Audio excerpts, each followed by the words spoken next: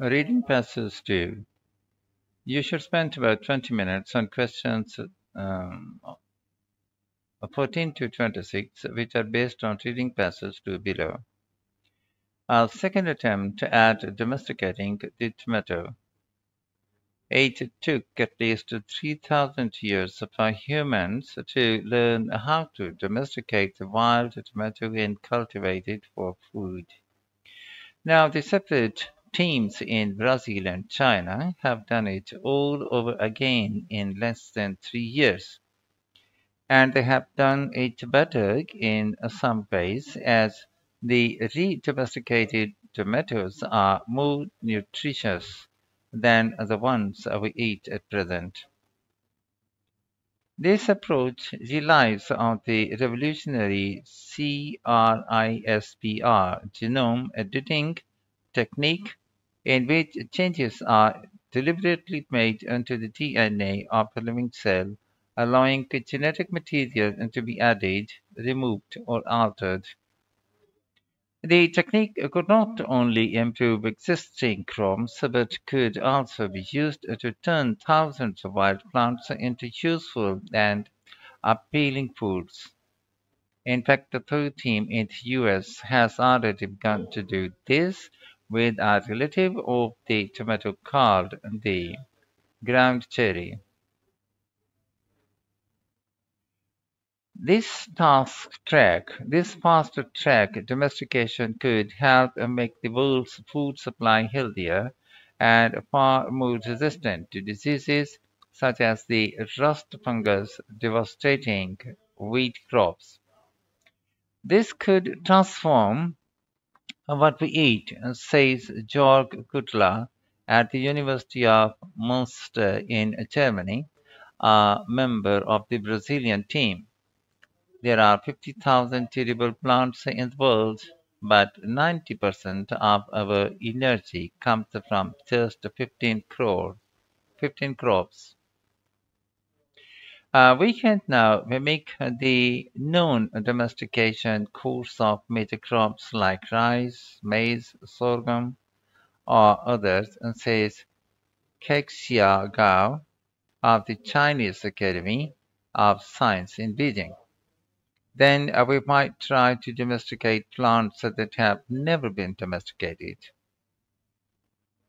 Wild tomatoes, which are native to the Andes region in South America, produce pea-sized fruits. Over many generations, the people such as the Aztec and Incas trans- uh, transformed the plant by selecting and breeding plants with mutations in their genetic structure, which resulted in desirable traits such as larger fruit. But every time a single plant with a mutation is taken from a larger population for breeding, much genetic diversity is lost. And sometimes the desirable mutations come with less desirable traits. For instance, the tomato strains grown for supermarkets have lost much of their flavor.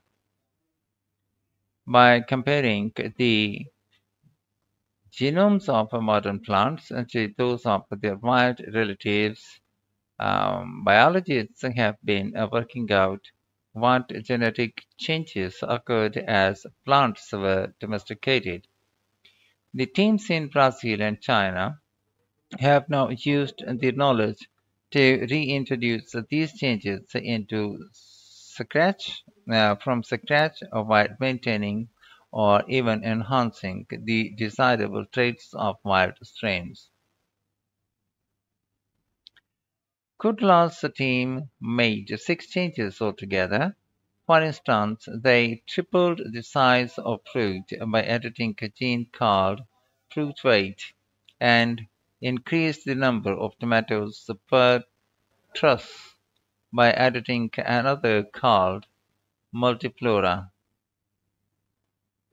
While the historical domestication of tomatoes reduced levels of the red pigment lycopene, thought to have potential health benefits, the team in Brazil managed to boost it instead. The wild tomato has twice as much lycopene as cultivated ones. The newly domesticated one has 5 times as much. They are quite easy and quite tasty, says Gutla, a little bit strong and very aromatic. The team in China re-domesticated several strains of wild tomatoes with desirable traits lost in domesticated tomatoes. In this way, they managed to create a strain resistant to a common disease called bacterial spot race, which can devastate yields.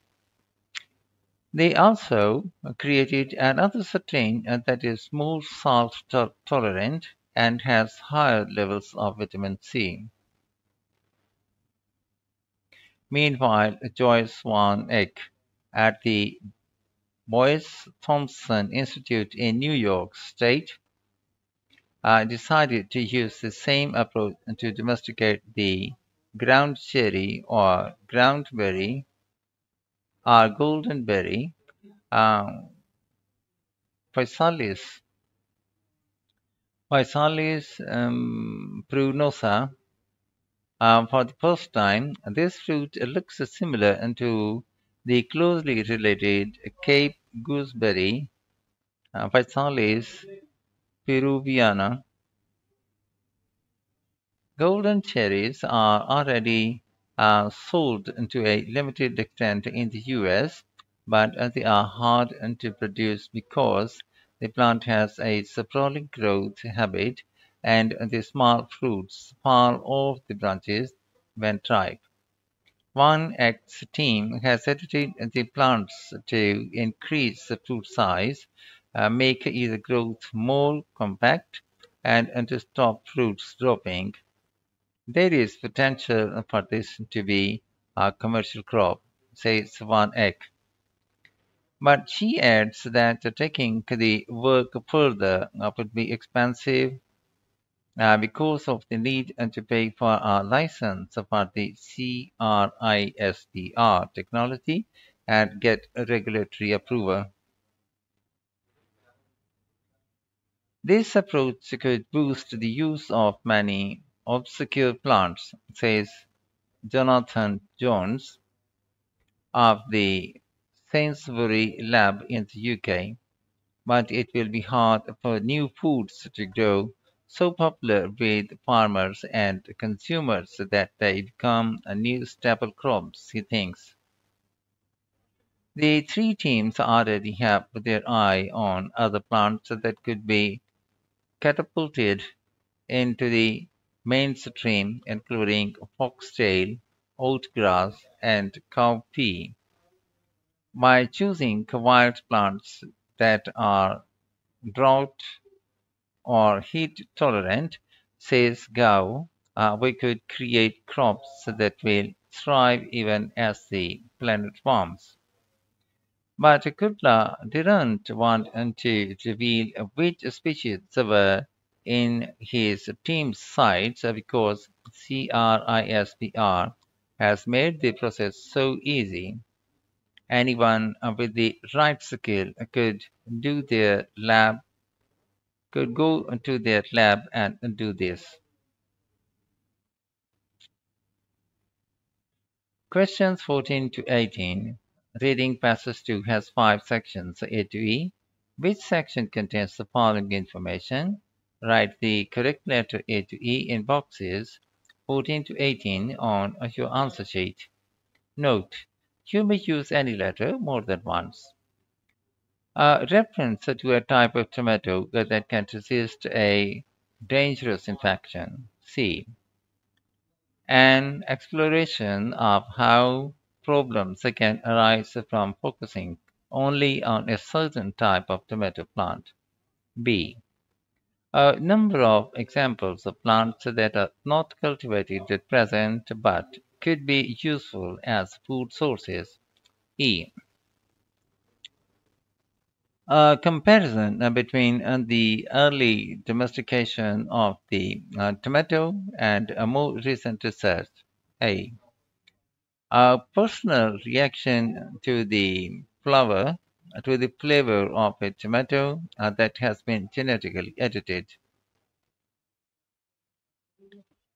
Questions 19 to 23. Look at the following statements, questions 19 to 23, and the list of researchers below. Match each statement with the correct researcher A to D. Write the correct letter A to D in boxes 19 to 23 on your answer sheet. Note: you may use any letter more than once. A domestication of certain plants could allow them to adapt to future environmental challenges. Kaxiagao. Option B. The idea of growing and eating unusual plants might not be accepted on a large scale. Jonathan Jones. Option D. It is not advisable for the future direction of certain research to be made public. George Kudla. A. Present efforts to domesticate one wild fruit are limited by the costs involved. Joyce Van Eck. Option C. Humans only make use of small proportion of the plant food available on Earth. George Kudla. Option A. Questions 24 to 26. Complete the sentences below. Choose one word only from the passage for each answer. Write your answers in boxes 24 to 26 on your answer sheet. An undesirable trait such as loss of flavor may be caused by a mutation in a tomato gene. By modifying one gene in a tomato plant, researchers made the tomato 3 times its original size. The type of tomato which was not badly affected by salt and was rich in vitamin C was produced by a team of researchers in China.